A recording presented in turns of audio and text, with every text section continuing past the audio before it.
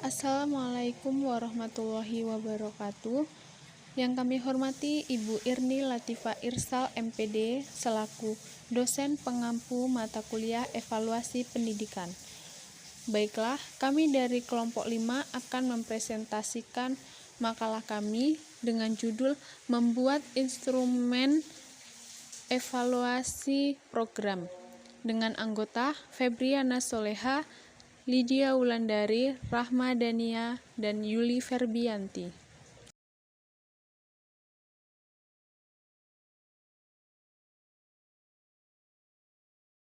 Tes diambil dari kata testum, suatu pengertian dalam bahasa Prancis kuno, yang berarti piringan untuk menyisihkan logam-logam mulia.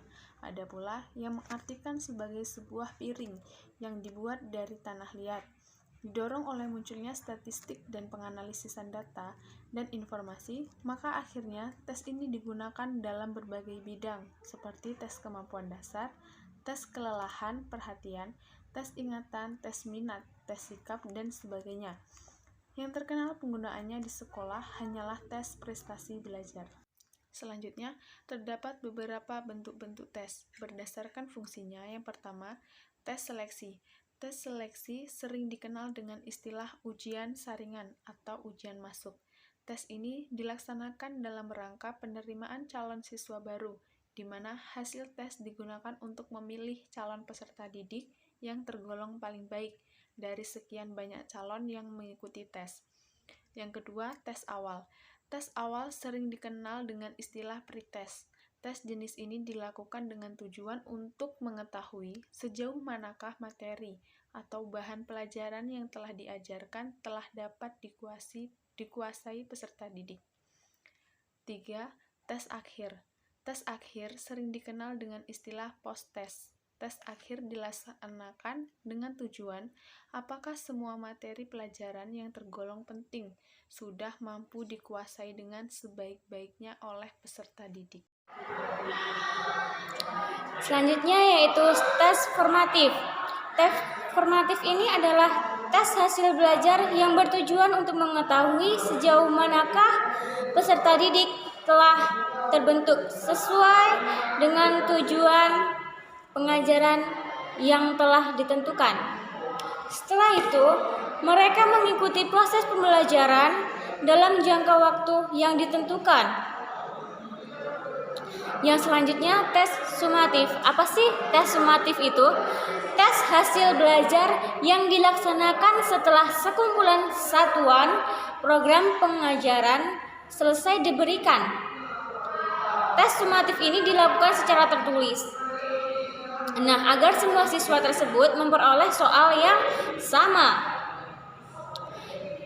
Yang menjadi tujuan utama tes untuk menentukan nilai yang melambangkan keberhasilan peserta didik.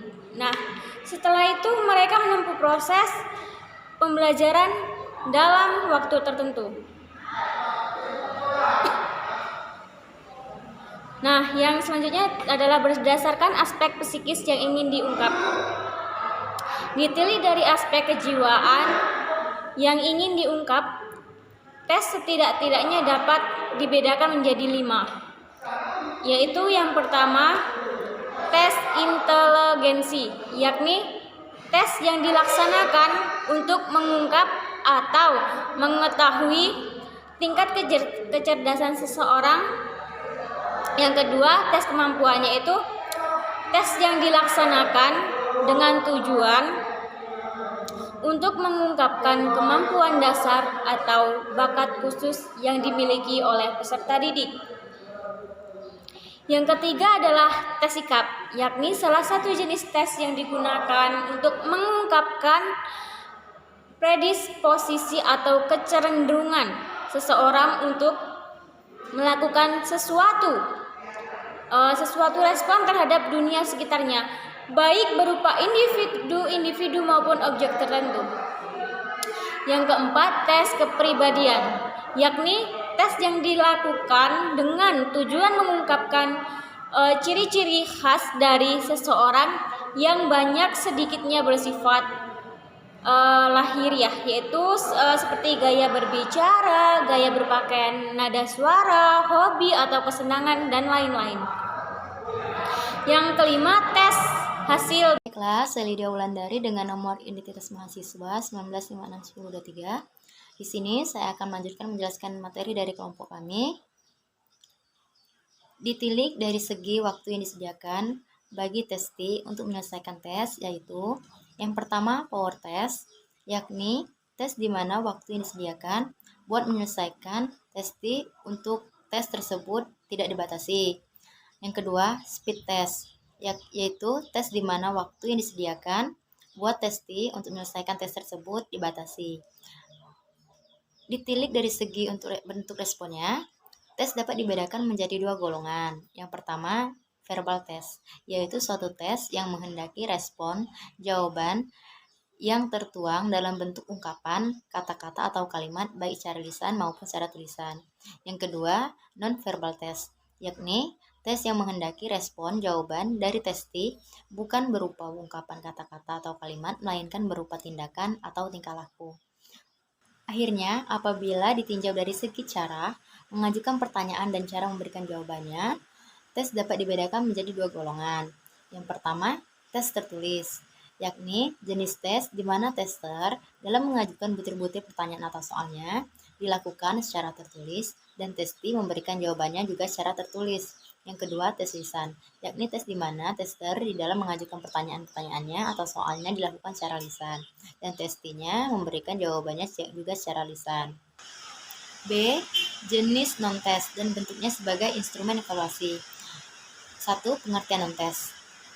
Teknik evaluasi non-test berarti melaksanakan penilaian dengan tidak menggunakan tes.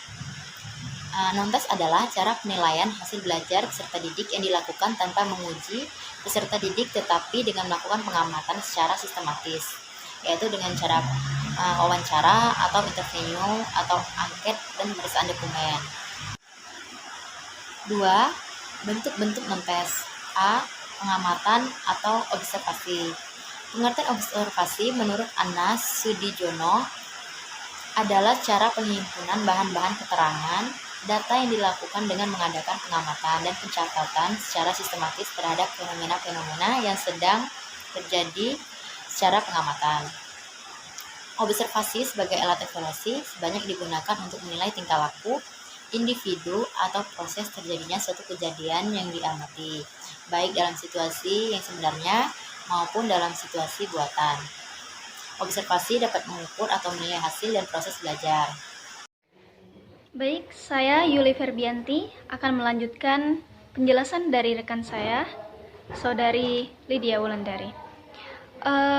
Bentuk-bentuk non-test tadi bahwa ada pengamatan, kemudian wawancara. Nah, di sini wawancara ini terbagi menjadi dua. Apa saja sih?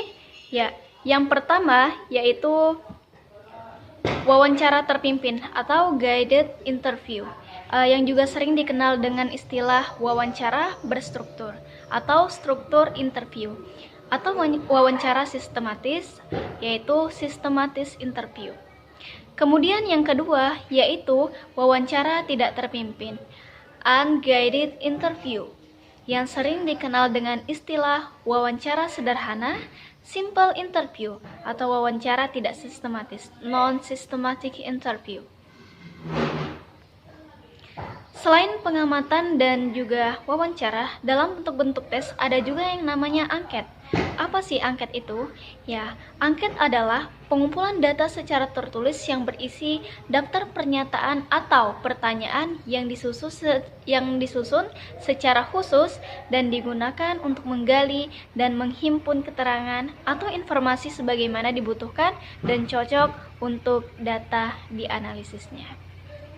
Kemudian yang keempat adalah pemeriksaan dokumen atau documentary analysis. Ya, evaluasi mengenai kemajuan, perkembangan atau keberhasilan belajar peserta didik tanpa menguji atau teknik non-tes juga dapat dilengkapi atau dipercaya dengan cara melakukan sebuah pemeriksaan terhadap dokumen-dokumen. Misalnya, Dokumen yang mengandung informasi mengenai riwayat hidup atau autobiografi seperti kapan dan di mana peserta didik dilahirkan, agama yang dianut, atau kedudukan yang ada di dalam keluarga tersebut. Terima kasih telah menyaksikan video kami. Semoga bermanfaat. Kami akhiri. Wassalamualaikum warahmatullahi wabarakatuh.